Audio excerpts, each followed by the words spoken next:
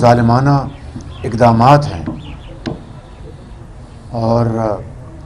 منی budget کے حوالے سے جس کے اوپر کل میری تقریر ہو چکی ہے ایوان میں، اور آج دوسرے جو قائدین ہیں انہوں نے بھی آج اسپیچ کی ہے، اور منی بجٹ کے حوالے سے جو ایک نیا طوفان آنے والا ہے مہنگائی کا اور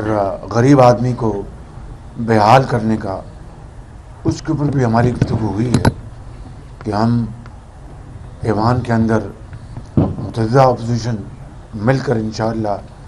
اس کا حد المقدور اس کا مقابلہ کرے گی۔ پاکستان اس وقت، ہم ہمیشہ کہتے ہیں کہ مشکل ترین دور سے گزر رہا ہے، لیکن اس بار یقیناً 74 سال میں پاکستان اپنے مشکل ترین دور سے گزر رہا ہے، چاہے وہ ہمارے معاشی چیلنجز ہیں، چاہے ہمارے خارجی مسائل ہیں، چاہے ہماری فورن ڈپلومیسی ہے اور گورننس کے جو ایشوز ہیں۔ میں نے کل کہا، میں آج پھر اس بات کا اعادہ کرنا چاہتا ہوں، at the fullest force at my command, کہ میں نے 74 سال میں اس سے زیادہ پی ٹی آئی سے زیادہ لاغر، نالائق، انکمپٹنٹ اور کرپٹ حکومت نہیں دیکھی جس نے پاکستان کے 22 کروڑ عوام کو اس وقت تباہ حال کر دیا ہے۔ اور یہ وقت آ گیا ہے کہ تمام آئینی، قانونی اور سیاسی جو ہتھیار ہیں اس کو استعمال کیا جائے۔ آپ کا بہت شکریہ۔ اب حضرت گفتگو فرمائیں گے۔ مہربانی۔ بسم اللہ الرحمن الرحیم، نحمدہ ونصلی علی رسولہ الکریم۔ ہمارے نہایت قابل احترام جناب میاں محمد شہباز شریف صاحب تشریف لائے ہیں، میں دل کی گہرائیوں سے ان کا خیر مقدم کرتا ہوں، اور کافی عرصے کے بعد براہ راست ہماری میٹنگ ہوئی ہے۔ جو صورتحال میاں صاحب نے بیان کی ہے اور اس وقت جو منی بجٹ پیش کیا جا رہا ہے، جس سے کہ مہنگائی کا ایک نیا طوفان اٹھ کھڑا ہوگا، تعجب کی بات یہ ہے کہ جس حکومت کو اپنے عام غریب آدمی کا احساس نہیں اور بین الاقوامی اداروں کو اور ان کا مفاد ان کو عزیز ہے، ان کے مطالبات، ان کے دباؤ پر قانون سازی کی جا رہی ہے، تو ایسی صورتحال میں 23 مارچ کا لانگ مارچ اور بھی زیادہ ناگزیر ہو گیا ہے، اور اس مہنگائی مارچ میں پوری قوم شریک ہوگی، اسلام آباد کی طرف آئیں گے، اور ہم یہ سمجھتے ہیں کہ آج عوام براہ راست اپنے حق کی جنگ لڑے گی۔ پی ڈی ایم اس کی قیادت کرتے ہوئے ان کی آواز بنے گی، تمام سیاسی جماعتیں ایک پلیٹ فارم پر ہوں گی، اور انشاءاللہ العزیز یہ پاکستان کی تاریخ کا بڑا ایک انقلابی قدم ہوگا جو 23 مارچ کو پورے ملک کی سطح پر اٹھایا جائے گا۔ اس کے ساتھ ہی میں ایک دوسری بات بھی عرض کرنا چاہتا ہوں۔ جناب میاں نواز شریف صاحب کی حکومت میں موٹر ویز کا جال بچھایا گیا، بجلی کی پیداوار میں بہت زیادہ اضافہ کیا گیا۔ چائنا جو ہمارا بڑا گہرا دوست روز اول سے چلا آ رہا تھا، اس کی دوستی ایک اقتصادی دوستی میں تبدیل ہوئی، اور خدا کر کے سی پیک کا مغربی روٹ ڈیرہ اسماعیل خان تک مکمل ہوا ہے۔ ہم بند کمروں میں افتتاح کے قائل نہیں ہیں، اور نہیں ایسا پروجیکٹ کہ جس کو اس موجودہ حکومت نے تباہ کیا ہے، اور اتنے بڑا پیسہ جو چین پاکستان میں انویسٹ کر رہا تھا اس کو جس طرح جمود کی طرف دھکیلا ہے، ہم ان کو اس پروجیکٹ کے کسی حصے کے افتتاح کرنے کا حقدار نہیں سمجھتے۔ ہم اعلان کرتے ہیں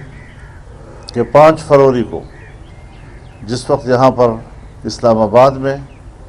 کشمیریوں کے ساتھ یکجہتی کا مظاہرہ ہوگا، اس کے فوراً بعد ہم عوامی ریلی کے ذریعے سے ہکلا سے ڈیرہ اسماعیل خان تک ریلی لے کے جائیں گے، اور اس خطے میں جتنے اضلاع آتے ہیں، جتنے انٹرچینج آتے ہیں، وہاں کے لوگوں سے ہم اپیل کریں گے کہ وہ موٹر وے پہ آئیں اور اپنے ہی ہاتھوں سے اس بہت بڑے پروجیکٹ کا خود افتتاح کریں۔ انشاءاللہ ایک عوامی ریلی ہوگی جو 5 فروری کو اس کا افتتاح کرے گی۔ اس کے علاوہ 25 جنوری کو انشاءاللہ العزیز پی ڈی ایم کا سربراہی اجلاس ہوگا، جس میں 23 مارچ اور 5 فروری اس حوالے سے جو انتظامی معاملات ہیں اس پر ایک نظر ڈالی جائے گی، اور اس میں اگر جو بھی مشاورت کے ذریعے سے کچھ چیزیں طے ہوں گی وہ آپ کے سامنے لائی جائیں گی۔ لیکن ساتھ ساتھ ہم اس بات پر بھی غور کر رہے ہیں کہ اس حکومت کو فوری طور پر رخصت کرنے کے کیا کیا آپشنز ہو سکتے ہیں۔ پی ڈی ایم کے اجلاس میں اس پر بھی غور کیا جائے گا تاکہ حجت تمام ہو جائے۔ ہم سیاسی جماعتوں سے بھی کہنا چاہتے ہیں، اور حکومت کے ساتھ جو اتحادی جماعتیں ہیں انہوں نے کس امید کے ساتھ اس حکومت کے ساتھ اتحاد کیا تھا حکومت بنانے میں، لیکن انہیں اعتراف کر لینا چاہیے کہ وہ اتحاد قوم کے فائدے میں ثابت نہیں ہوا۔ ہم ان کو بھی اپیل کرتے ہیں کہ وہ اب ملک کی مفاد کے لیے سوچیں، غریب آدمی کے لیے سوچیں، ملک کو بچانے کے لیے سوچیں، ورنہ یہ جو اس وقت منی بجٹ کی صورت میں ہو رہا ہے، اور یا اسٹیٹ بینک کو اختیارات دینے کے نام پر اس کو بھی اختیار کیا جا رہا ہے اور آئی ایم ایف سے اس کو وابستہ کیا جا رہا ہے، تو یہ تو ایک آزاد ریاست پاکستان کو دوبارہ کالونی بنانے کی طرف ہم جا رہے ہیں۔ ہم عمران خان اور اس کے رجیم کو یہ حق نہیں دیتے کہ وہ پاکستان کی ایک آزاد ریاست کو دوبارہ کالونی بنائے اور غیر ملکی اداروں کے رحم و کرم پر ہمیں چھوڑیں۔ ہم اپنی معیشت کو آزاد رکھنا چاہتے ہیں، اور ہماری قوم محنتی قوم ہے، وہ ملک کی معیشت کی بہتری میں ایک بہت بڑا کردار ادا کر سکتی ہے، لیکن قیادت جو ہے وہ بھی اس کی اہل ہو کہ وہ عوام کی امنگوں پر پورا اتر سکے۔ میں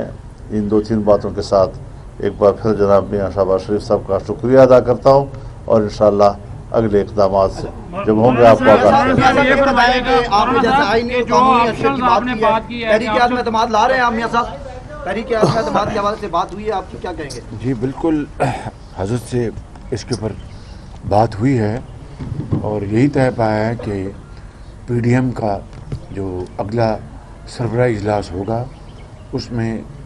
یہ بطور ایجنڈا آئٹم ہوگی بات، اور اس کے اوپر بھرپور مشاورت کے بعد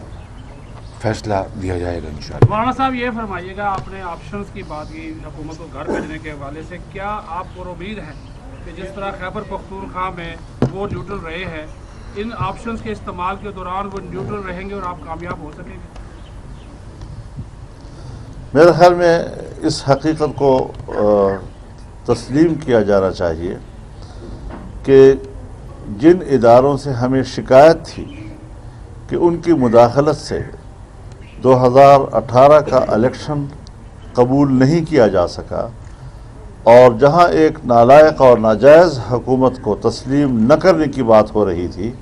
وہاں ادارے بھی تنقید کی زد میں آ رہے تھے، جو ملک کی سیاست کے لیے کوئی اچھی علامت نہیں ہے۔ آج جب کہ کے پی میں بلدیاتی الیکشن کا پہلا مرحلہ ہوا اور ہم نے دیکھا کہ کوئی ادارہ جو ہے وہ الیکشن کے پولنگ اسٹیشنز پر یا گنتی کے دوران نظر نہیں آیا، تو پھر آپ نے دیکھا کہ اس کے نتائج پھر کیا سامنے آئے ہیں۔ تو ہم آئندہ بھی یہی توقع رکھتے ہیں، ادارے کی جو عزت ہے وہ ان کے اپنے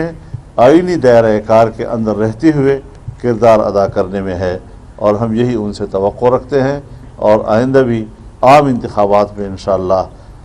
یہی روایت اگر مستحکم ہو گیا اور برقرار رہی تو آپ دیکھیں گے کہ ملک کے سیاست کے اور انتخابات کے نتائج کیا ہوں گے۔ مولانا صاحب یہ بتائیے گا کہ الیکشن کمیشن نے دوسرے مرحلے کے انتخابات میں فوج کو طلب کر لی ہے، آپ نے کہا گنتی میں وہ نہیں تھے تو کوئی اثر انداز نہیں ہوا، اب کیا امید ہے آپ کو؟ میرے خیال میں وہ جو فوج کو طلب کرنے والی بات ہے ہم مسترد کرتے ہیں۔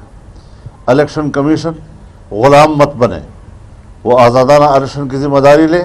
اس وقت بھی وہاں پر انتظامی تبدیلیاں لائی جا رہی ہیں، ڈپٹی کمشنرز کو تبدیل کیا جا رہا ہے، پریزائڈنگ آفیسر کو تبدیل کیا جا رہا ہے، نئے لوگوں کو ایمرجنسی میں تعینات کیا جا رہا ہے، اور تحصیل لیول پر اسسٹنٹ کمشنرز کو، پولیس کے افسران کو یہ سارا ابتدا کرنا ہے کہ اپنی مرضی کے نتائج حاصل کر سکیں۔ اس کی اجازت نہیں دی جائے گی اور سخت مزاحمت کی جائے گی، لہذا الیکشن کمیشن وہ اپنے آپ کو متنازع مت بنائے۔ مکمل امن و امان ہے اور پورے صوبے میں انتخاب ہوا اور امن و امان کے حوالے سے مثالی رہا ہے، انشاءاللہ ایسی نوبت نہیں آئے گی۔ آپ کا سب کا بہت بہت شکریہ، بہت مہربانی۔ بہت شکریہ۔